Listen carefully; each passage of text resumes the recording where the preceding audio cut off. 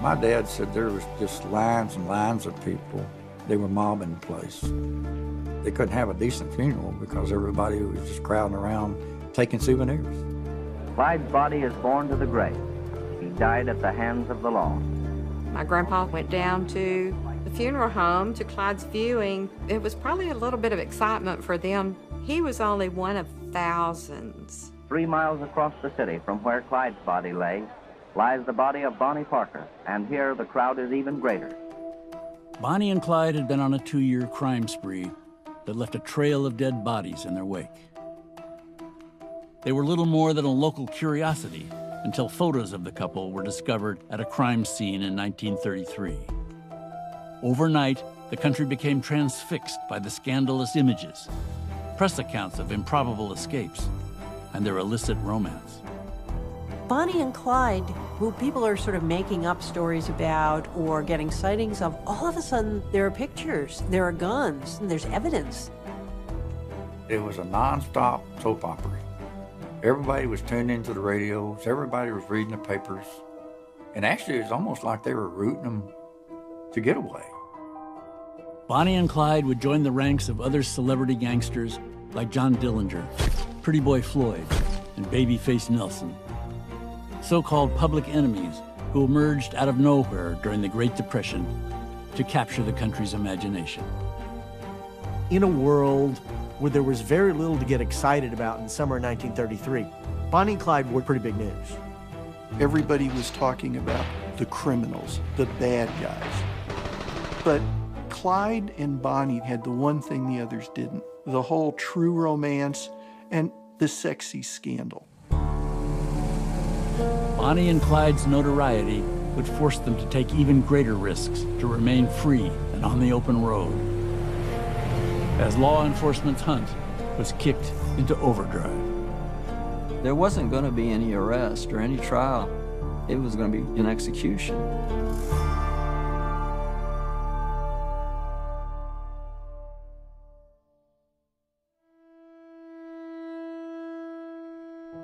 Clyde Chestnut Barrow was born in the Texas Cotton Belt on March 24, 1909. One of 7 children of itinerant farmers Henry and Cumie Barrow. By 1925, the whole Barrow clan had followed a wave of other farmers who were flooding cities in search of work. With all their worldly possessions packed into a horse-drawn cart, the Barrows settled on the outskirts of Dallas, in an impoverished backwater known as the Devil's Back Porch. Clyde Barrow grew up in an unincorporated slum, so poverty-stricken we couldn't imagine it today. And there's a campground right on the west bank of the Trinity River, and it's mostly mud, and there's one well, there's a few outhouses, and this is where the indigent lived. My grandfather and grandmother, they were just poor people trying to survive. And they camped out there in just that wagon, that little mule, and that's how they lived. No money, no food, just poor as you could be. So from the time this kid can really think, all he knows is there's no hope. This is it. I'm going to be poor, I'm going to be hungry, I'm going to be put down the rest of my life. Clyde chafed at the prospect of a life of poverty. Though he was slight, 5 feet 6 inches, never more than 130 pounds, Clyde was bright, energetic, and a dreamer. He saw what he wanted just across the river in Dallas, a prosperous city with skyscrapers, endless entertainment, and streets lined with high-end shops. Dallas exposed Clyde to a life that was far beyond his grasp. He had dreams, he wanted to do something rather than be poor the rest of his life. He hated poverty, and he hated looking like poverty. With a taste for expensive suits and little interest in honest work, Clyde Barrow picked up the bad habits of his older brother, Buck, who had already settled into a life of petty crime. What started with the 2 brothers stealing chickens quickly grew into armed robbery, and by the time he was 17, Clyde was perfecting his signature crime. This is the first era of car theft. The electric starter system is put in cars. You could hotwire one. And Buck was a master of it, and he passed the skill along to little brother. Clyde Barrow didn't see stealing so much as a crime as almost an obligation. I want to get out of here. This is the only way I can do it. By 1929, Clyde's crimes were regularly drawing the attention of local police. In November of that year, Clyde, Buck, and an accomplice broke into an auto shop in the town of Denton, just outside Dallas. Local law enforcement spotted the robbers trying to flee and opened fire. And they shoot Buck, and they capture Buck. But Clyde runs all the way back home. It's a close call, but it's worth it. Because as long as he's stealing cars and getting a few dollars for them, he's somebody. And to him, that's worth any risk.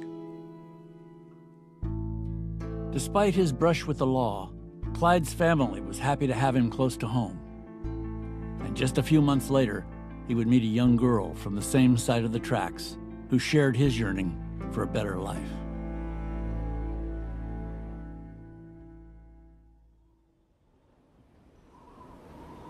Smack dab in the middle of Texas, in the small town of Rowena, Bonnie Elizabeth Parker was born on October 1st, 1910.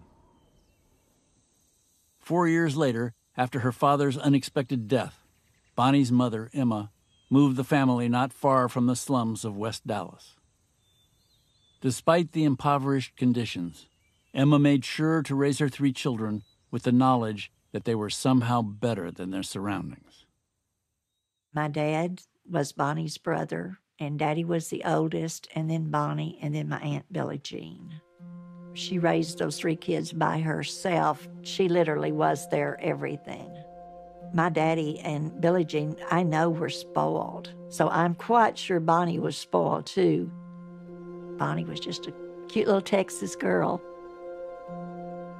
Not quite 5 feet tall, with blue eyes and strawberry blonde hair, Bonnie Parker excelled at school, was a good singer and dancer, and enjoyed writing poetry. Like Clyde, she longed to escape the ceaseless poverty she saw everywhere. As a teenager, Bonnie would lose herself in the picture houses on the other side of the river in Dallas. Bonnie was tremendously influenced by motion pictures. What movies brought to the ordinary person was the roadmap to reinvention for yourself. You can be someone else. You can create a story for yourself and live it. You don't have to be locked into the way you were born. In 1926, 15-year-old Bonnie, against her mother's wishes, dropped out of school to marry her boyfriend, a small-time thief named Roy Thornton. She had a little bit of the wild side to her. She had a tattoo on the inside of her thigh with Roy's name on it. Just imagine a woman doing that back in the 20s. You know, that was a daring thing to do. Bonnie thinks she's going to have a storybook romance, true love just like you can see at the picture shows. Instead, Roy starts disappearing. Won't tell her where he's going. When she bothers him about it, he beats her up. The 3rd time he leaves her, he doesn't come back. After her break from Roy, Bonnie's dissatisfaction with the unending boredom of poverty gushed forth in the pages of her journal. Blue as usual. Not a darn thing to do, she wrote. Why don't something happen? On January 5th, 1930, Clyde Barrow walked into her life. Clyde came along just at the right time for her. This guy with a new car that's stolen, but so what? It's a new car, and he's dressed in these fine clothes, and he's got lots of money, and he's got a good line, and he's got a great smile, and it just worked. Buster, her brother, Buster told me, he said, little Ted, he says, when those two saw each other, he said, you could see the sparks fly right there. Just weeks into their courtship, Clyde's outlaw ways finally caught up to him. Dallas police showed up at Bonnie's house with a warrant for his arrest. Clyde was sent to the county jail in Waco to await his trial and sentencing. But Clyde Barrow had no intention of being separated from Bonnie Parker for long. He knows where there's a gun, and he gets the idea to get her to go get that gun and bring it to him. On one visit, Clyde slipped Bonnie a note detailing his escape plan. He signed it, "You are the sweetest baby in the world to me." This is where Bonnie has to make a choice. This is breaking the law herself. She can go to jail for this. On the other hand, if she does break him out, that's the kind of daring thing some of the pretty starlets do in the picture shows. So she says she'll do it. Bonnie hid the gun under her dress and successfully smuggled it into the jail. She was now Clyde's accomplice. The escape plan worked. Clyde and 2 other inmates fled the Waco jail that evening. However, their freedom was short-lived. They were arrested just 7 days later. Bonnie returned to her mother in West Dallas, but Clyde was slapped with a 14-year sentence and was now on his way to one of the most notorious institutions in Texas, a prison so violent and untamed that it earned the nickname the Bloody Ham.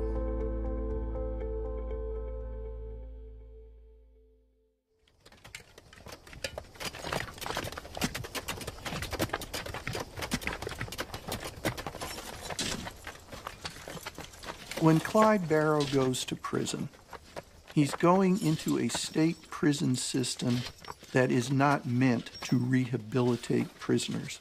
It is meant to be the worst possible hellhole. The convicts are treated like slave labor. They work all day long under the supervision of armed guards on horseback. They're given no break besides maybe 5 minutes for a cup of water and a crust of stale bread. They're beaten for the slightest transgression, and sometimes they're beaten for no reason at all. Clyde was assigned to the Eastham Prison Farm, a 13,000-acre cotton plantation filled with the system's most violent offenders. And Clyde Barrow, this skinny little kid, is put among the worst of the worst on Easton. And what happens is inevitable. One of the inmates decides he's going to make this kid his own, and for months, Clyde is continually raped, and no one is going to save him. Clyde's attacker was a convict named Ed Crowder. Over 6 feet tall and 200 pounds, Crowder was an imposing figure. On October 29, 1931, Clyde decided to try to put an end to the abuse. Clyde sneaks a piece of galvanized pipe into the building, and he lures Ed Crowder back to the open toilets. Clyde goes back there by himself because he knows Crowder will follow him. And as soon as Crowder catches up to him, he wheels around and just rips the top of his head open with this galvanized pipe. Crowder was dead, and another inmate serving a life sentence took the blame for the murder. But Clyde was still stuck in the bloody ham. The inmate's slave labor would go on for years, and he decided there was only one way out. At a certain point, he just lost it, and he gave another prisoner an axe and told him to cut off 2 of his toes so that he wouldn't have to go into the fields anymore. He's brought into the infirmary so he doesn't have to work in the field. And just as he does this, he finds out that his mother actually got him pardoned. Cumie Barrow had successfully petitioned the governor to release her son. Paroles were not uncommon at the time. They were used to help ease overcrowding. Clyde left prison just 6 days later, on February 2nd, 1932. He would have a limp for the rest of his life. He became a killer in prison. This fellow convict, Ralph Foltz, put it so well. He said, "I saw Clyde Barrow change from a schoolboy to a rattlesnake right in front of my eyes." He had his mind made up that he wasn't going back to the pen. He told both of his parents, I'm not going back to that hellhole. They'll have to kill me first.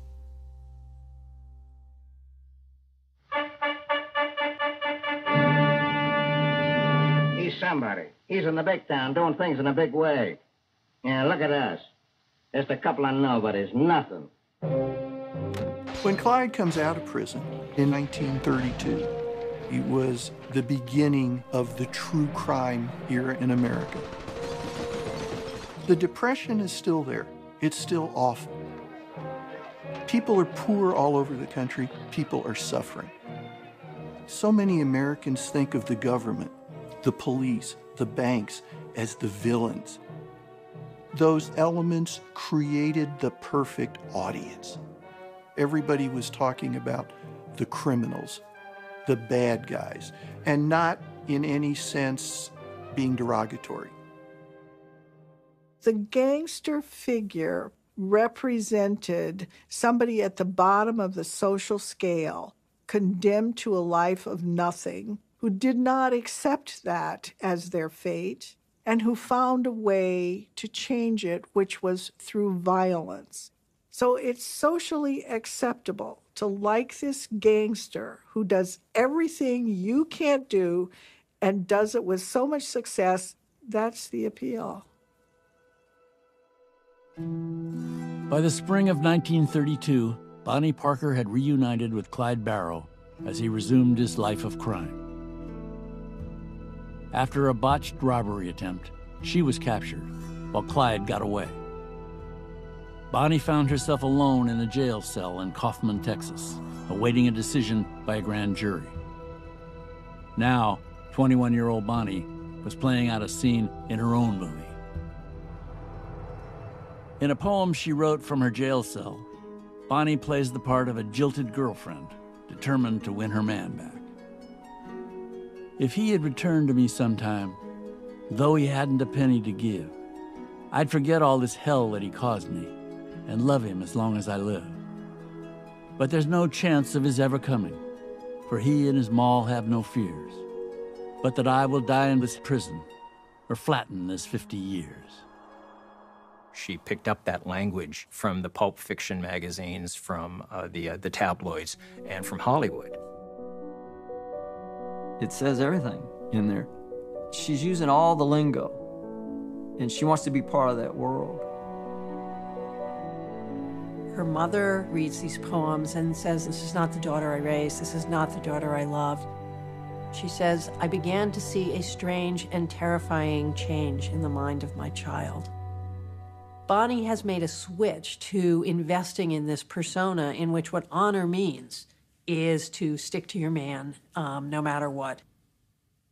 In June, a Kaufman grand jury set Bonnie free, unwilling to believe that any woman would choose to accompany criminals of her own volition. Just days after her release, Bonnie did just that.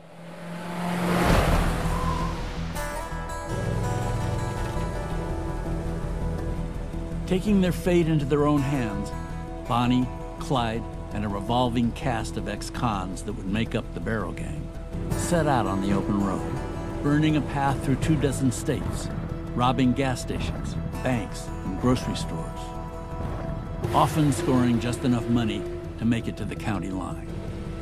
They had to go to places where they weren't known, where they could more easily commit crimes. Once they committed those crimes, they would move as quickly as possible to get far away.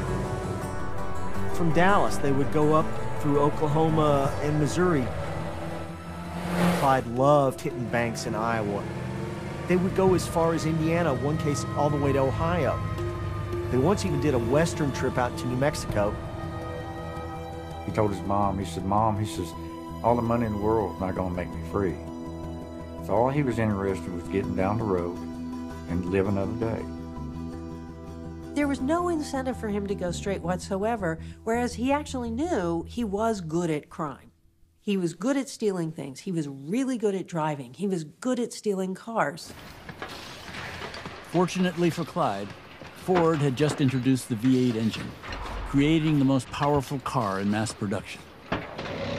With 300,000 miles of newly paved highway stretching before them, and small-town cops ill-equipped for a chase, Bonnie and Clyde were hard to catch. There were days when Clyde stole 4 cars. And he prides himself in stealing only the best, most powerful cars.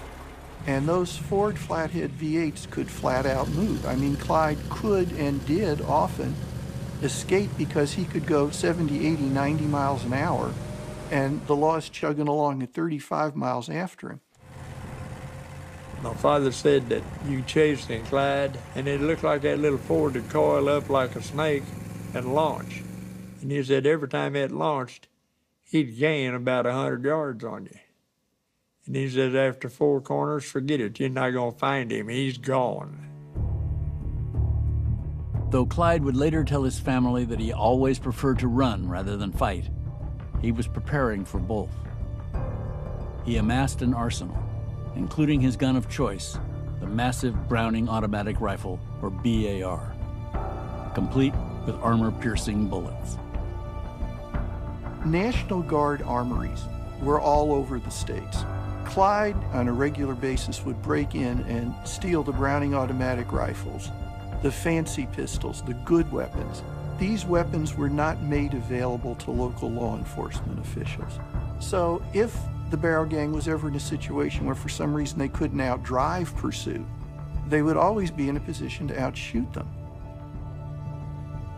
What started out as a joyriding romance on the open highways slowly took a darker turn as Clyde began to deploy his deadly force more readily. Clyde could change at the snap. If you hemmed him up, or if you snapped on him first, you had a war on your hands, and the little man knew how to wage war. Clyde Barrow and his gang were responsible for the deaths of 4 men from April 1932 through January 1933. Eugene Moore, an undersheriff in Stringtown, Oklahoma, was gunned down at a community dance. Doyle Johnson was shot in front of his family on Christmas Day, trying to prevent Clyde from stealing his car. Clyde killed Malcolm Davis, a Fort Worth deputy, with a shotgun blast at point-blank range. Killing an officer of the law meant that if caught, Clyde would surely face the electric chair. I remember his sister asking Clyde how he felt now that he killed someone. He said, "Sis, it makes me sick to my stomach." He said, "They've got guns, I've got guns. You know, they're trying to kill me, and I'm trying to just get away." He says, "I feel bad. It makes me feel sick that I had to take a human life." He said, "But it was them or me." Clyde has a certain personal justification system. From Clyde's perspective, it was simply him reacting to a situation that he couldn't help. From his perspective, he was doing what he had to do. Remember, Clyde says he's never going back to prison. This means if there's a deputy standing between him and freedom, that deputy's going to go.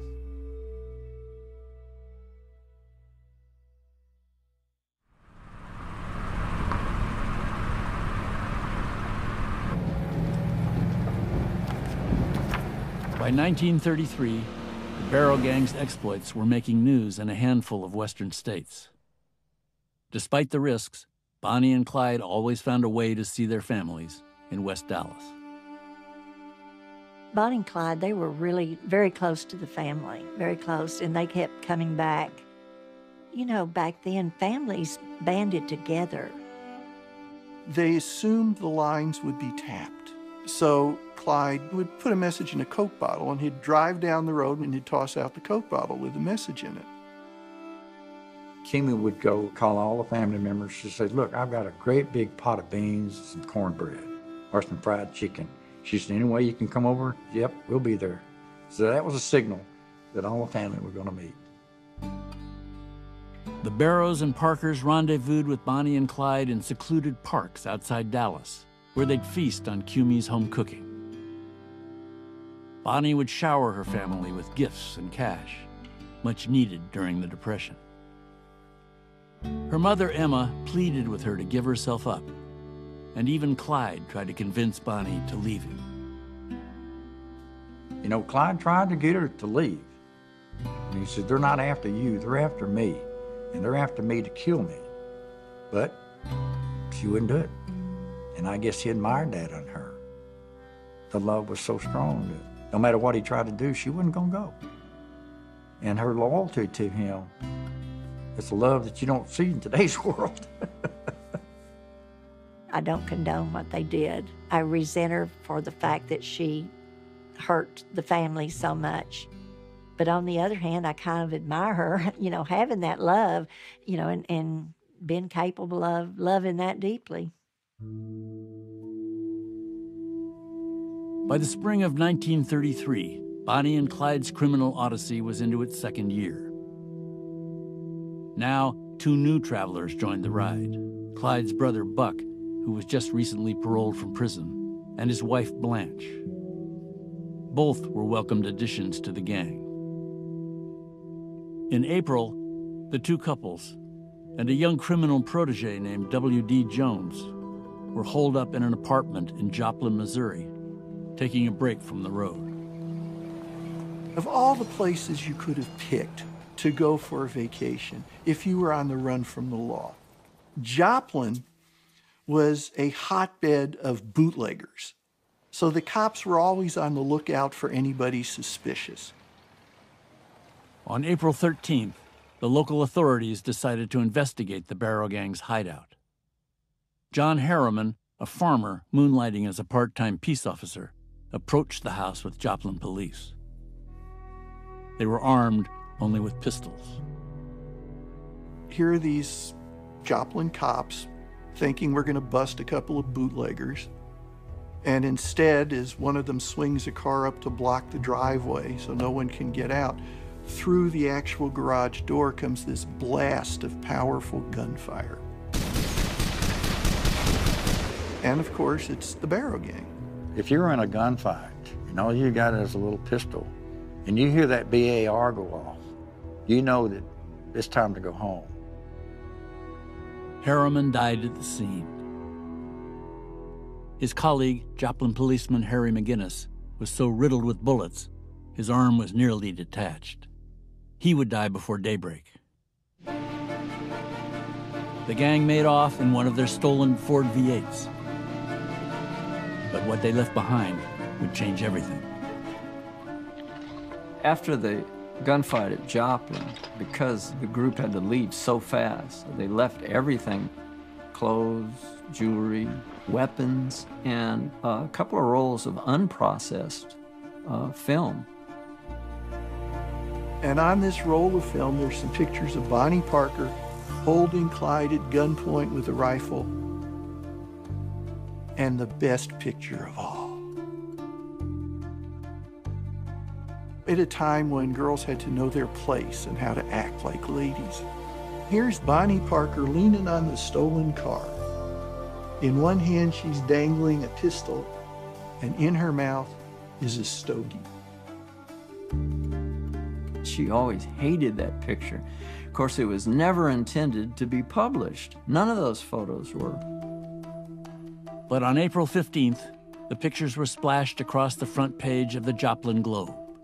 And soon, the images of Bonnie, a gun-toting, cigar-chewing sexpot, and Clyde, her handsome leading man, were appearing in newspapers and magazines across the country. You have local reporters who are AP or UPI runners who jump on the story and are trying to sell the story. So it becomes a reason to read the newspaper. They became a symbol that actually people could seize control of their own fates. People could defy authority, and they could get away with it. The legend of Bonnie and Clyde was born.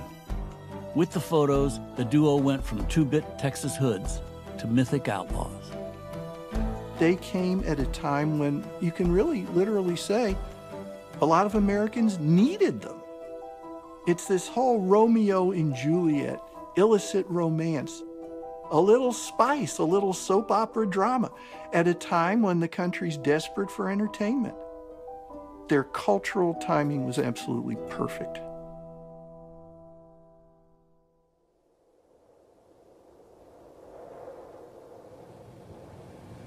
After Joplin, Bonnie and Clyde were in near constant motion. Their fame was bringing too much attention. At first, running up and down the road was maybe kind of exciting, but after thousands and thousands of miles, I'm sure the excitement went away. Don't you know that they had to be the loneliest people? That had to be such a lonely life, you know, and to know that they're just another country road when you got through with that one. A lot of people say it was glamorous.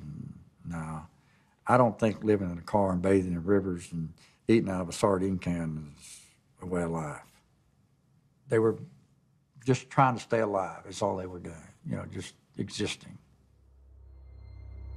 One night in early June 1933, just outside the small town of Wellington, Texas, Clyde's legendary driving skills finally failed him.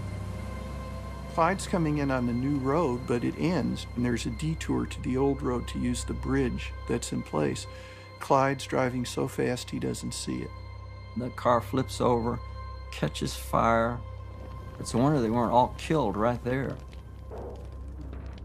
Clyde was thrown from the car, but Bonnie was trapped in the burning wreckage. With the help of a nearby family, Clyde eventually freed her. Bonnie's right leg had been horribly burnt. The farm family comes to try to get everyone out, and they manage to save Bonnie's leg by rubbing in baking powder and grease into it. But after this, Bonnie Elizabeth Parker is a cripple. When police arrived to investigate, Clyde commandeered their car and kidnapped the two officers, eventually setting them free 50 miles down the road. Bonnie and Clyde headed east for a rendezvous with Clyde's brother, Buck, in Oklahoma. Back on the road, Clyde ducked into small towns to pick up bandages and salve for Bonnie's burns. Can you imagine the pain that she went through and not being able to go to a hospital or anything? He could have brought her home and dumped her and gone on his way. You know, I think both of them were dedicated to each other because he took care of her. And if you ever wanted proof of that absolute, complete commitment, it's at this moment. And of course, this is also the time when it all starts to go downhill from there.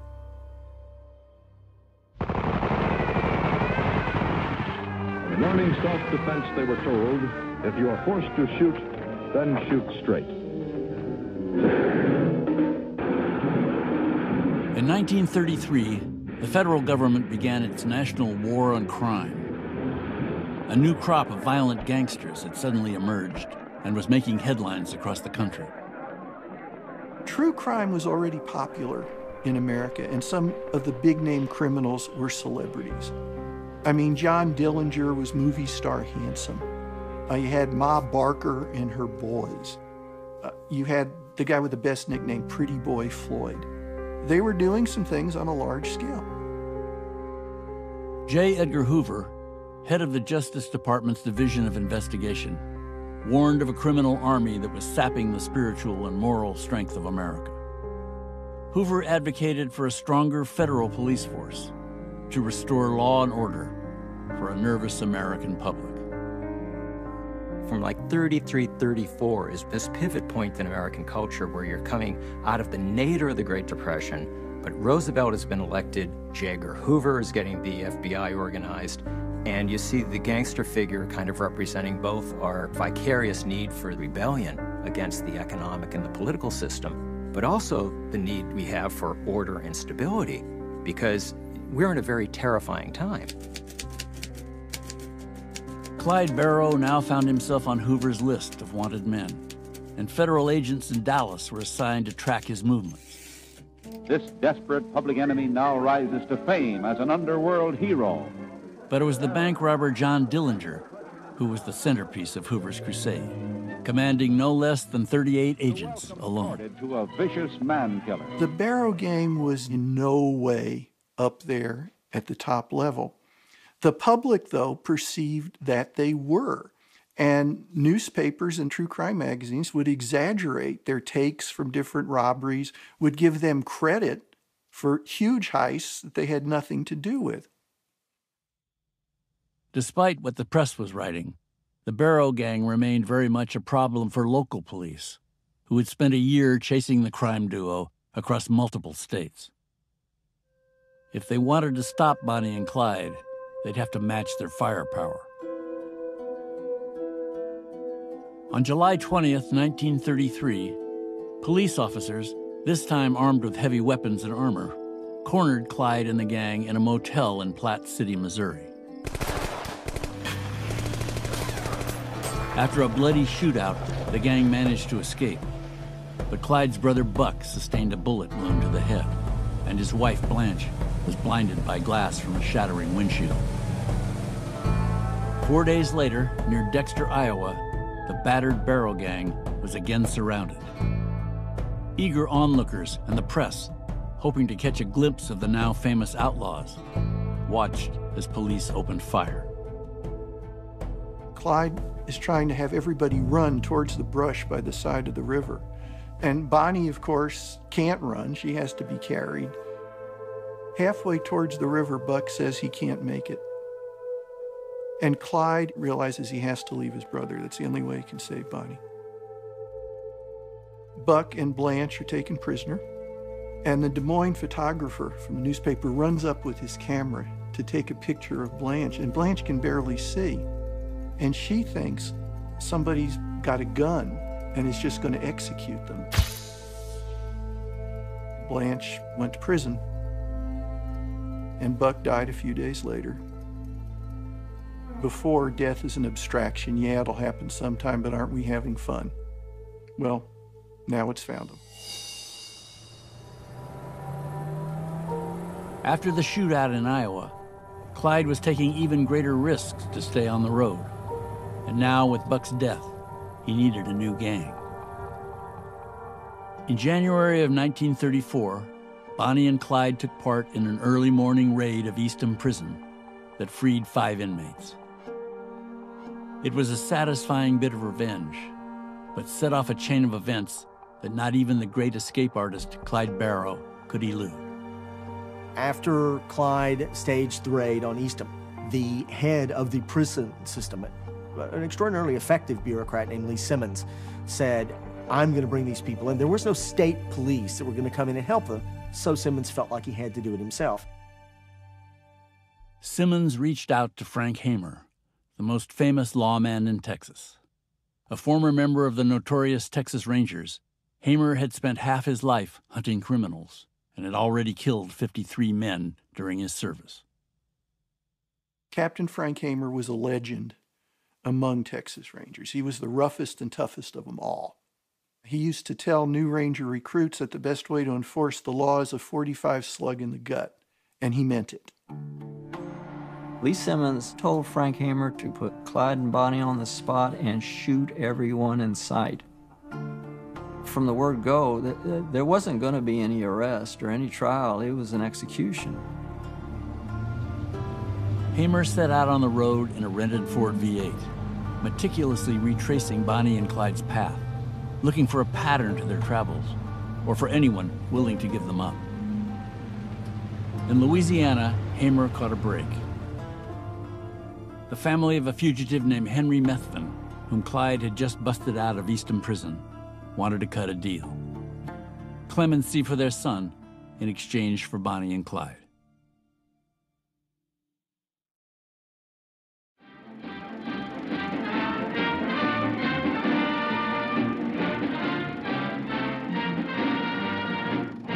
About 10:30 Sunday morning, I noticed a car parked on that hill, the man and woman in it. In May of 1934, a newsreel played before feature films across the country, detailing the cold-blooded killings of 2 Texas motorcycle officers. In it, an eyewitness claims to have seen a man and a woman step from a car to deliver the death blows. One was standing on either side of the car. They reached down and got their gun and came up when they was about 10 feet away and says, boom, boom, boom, boom, boom. With automatic. William Schieffer, who was a farmer who lived a ways across. He claims that he heard Bonnie shooting one of the officers on the ground and saying, "Looky, Clyde, watch his head bounce." And here's the notorious couple Farmer Schieffer says he saw, Bandit Barrow and his girl companion, Bonnie Parker. These photographs of the outlaws are being circulated by the police through the Southwest to aid in their identification.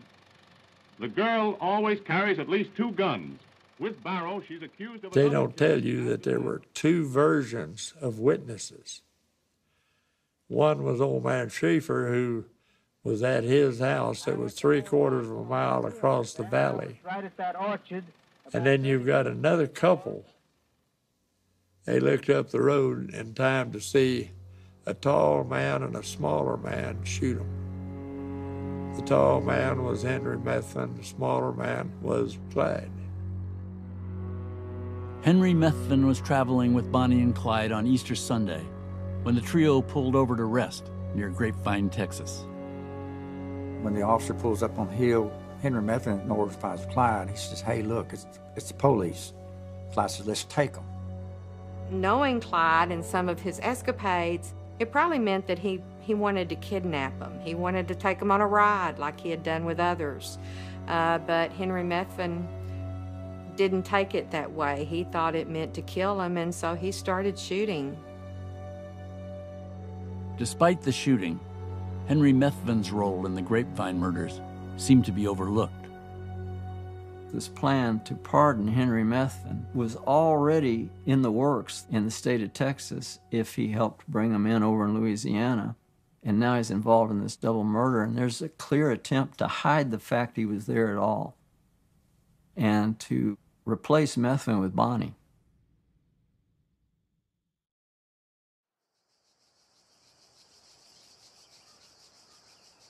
On May 6th, Bonnie and Clyde held another secret rendezvous with their family.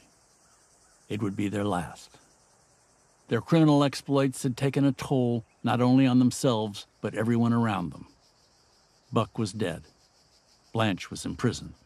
And the police were keeping up a steady stream of harassment, even hauling Clyde's mother, Cumie, down for interrogation. Henry and Cumie Barrow explained to Clyde that we haven't bought a headstone for Buck yet, because we know you're going to die soon too, and we can bury you with him. We don't have much money, and that way we can just use one headstone for both of you. And Clyde asked them to have something inscribed on it. Gone but not forgotten. During the visit, Bonnie presented her mother with a poem she had been working on called The End of the Line. Over the course of 16 stanzas, it tells the story of the couple's life on the run.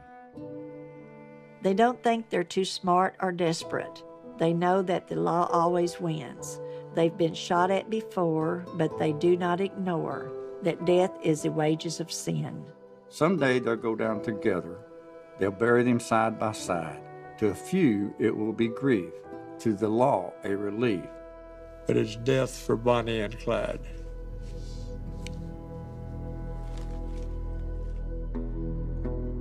I can imagine my grandmother just waiting for the phone call every day and knowing that it was going to come. It's just when. That was so, to me, thoughtless of Bonnie.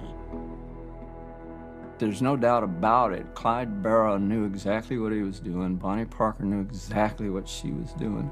And they wanted to be there all the way up to the bitter end.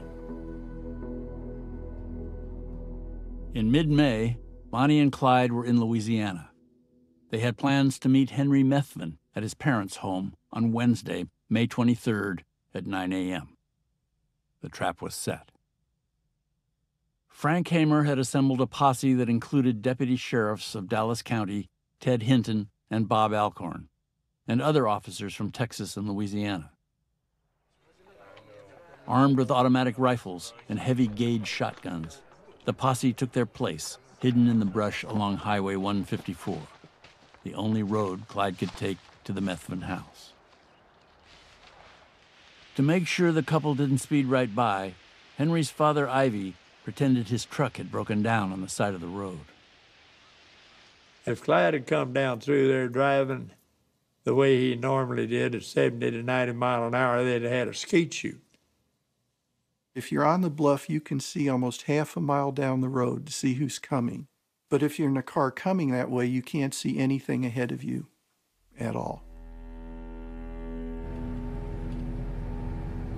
Around 9:15 a.m., the posse could hear the high-pitched whine of a Ford V8 barreling down the road.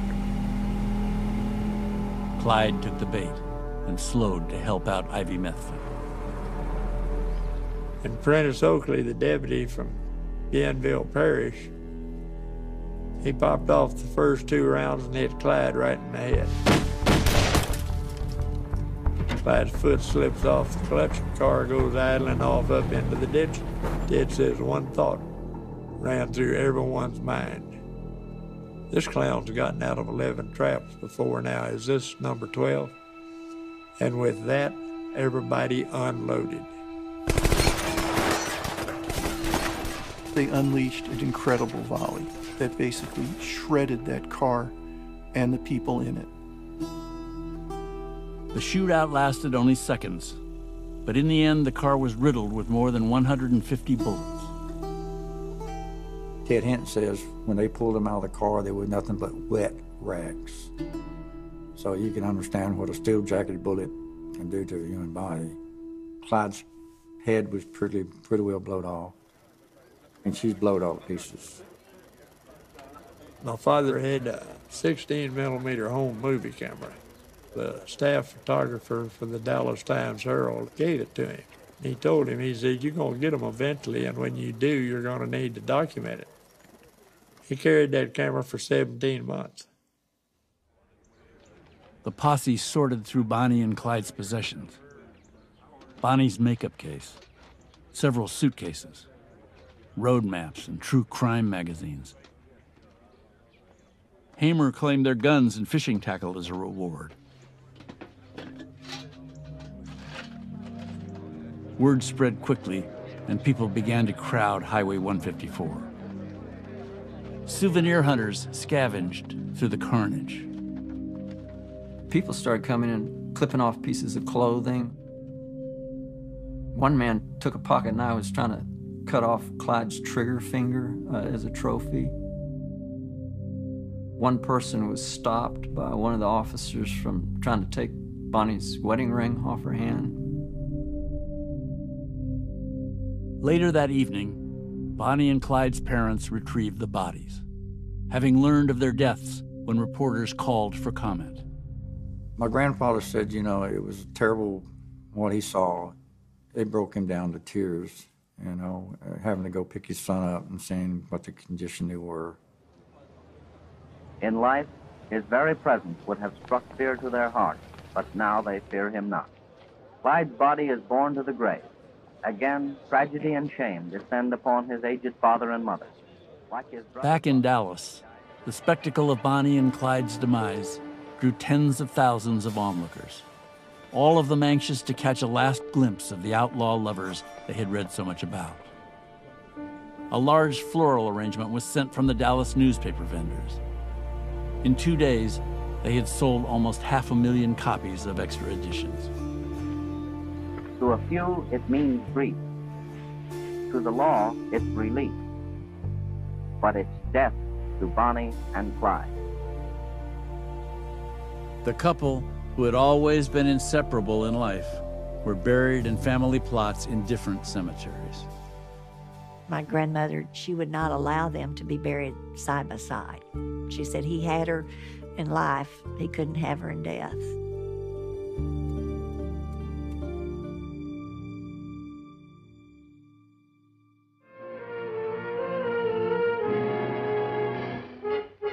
Full stop for these criminals, dead ones. Here you'll find notorious names that made evil headlines of crime. Some public enemies. By 1935, just a year after Bonnie and Clyde's deaths, Hoover's lawmen had eradicated all of the Depression-era gangsters. Bonnie and Clyde may have been the first to go down, but their story overshadowed all the rest. Not because of their crimes or even their violent downfall, but for their enduring true romance. This type of story has been with us pretty much from the first printed word. And it carries down. Whether you're talking about the fall of Troy, Romeo and Juliet, it's always going to end in tragedy. We've always got this star-crossed aspect. Bonnie and Clyde fit that perfectly, and they fit it naturally. And it's because they fit it so naturally, because that's who they were, that they continue to resonate.